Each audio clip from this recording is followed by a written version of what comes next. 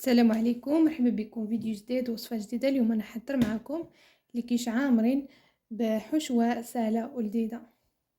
كنحتاج هذا الجبلي اولا قشطه، واحد شنو كيسميه.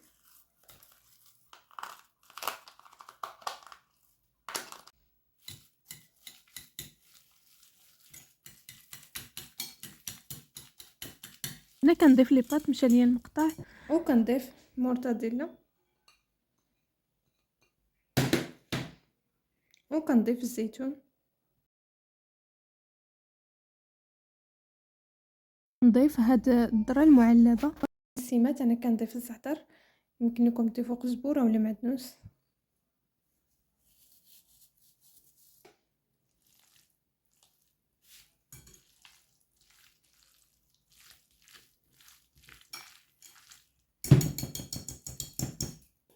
وهنا عندي لي كيش خديتو هكا وجد. على بركه الله نبدا نعمر وحده بوحده. للتذكير فقط، الا كنتو اول مره كتشاهدوا قناه جرب الوصفه ما تنساوش تكليكيو على الاشتراك والجرس ليصلكم كل جديد. الا عجبتكم الوصفه تنسونيش في اللايك، راه شفتكم كتنساو اللايك. وهنا واحد الملاحظه، اللي ما بغاتش تضيف لي بات بلا ما تضيفهاش، انا ضفتها باش تعطينا الكميه شويه كتير، الكميه زايده مع الا درنا غير الفرماج وهذوك المكونات غتجينا الحشوه قليله.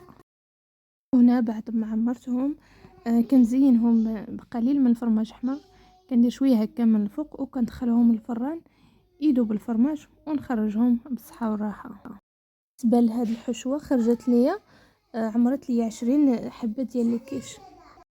جربوهم بهذه الطريقه كيجيو بنانين، واهم حاجه كيوجدوا دغيا. هذا هو الشكل النهائي ديال الكيش، كيجي بنين واهم حاجه سهل في التحضير. ان شاء الله نحط لكم الفيديو ديال التحليه كتجي روعه في المذاق لكم تصويرتها هنا في الفيديو.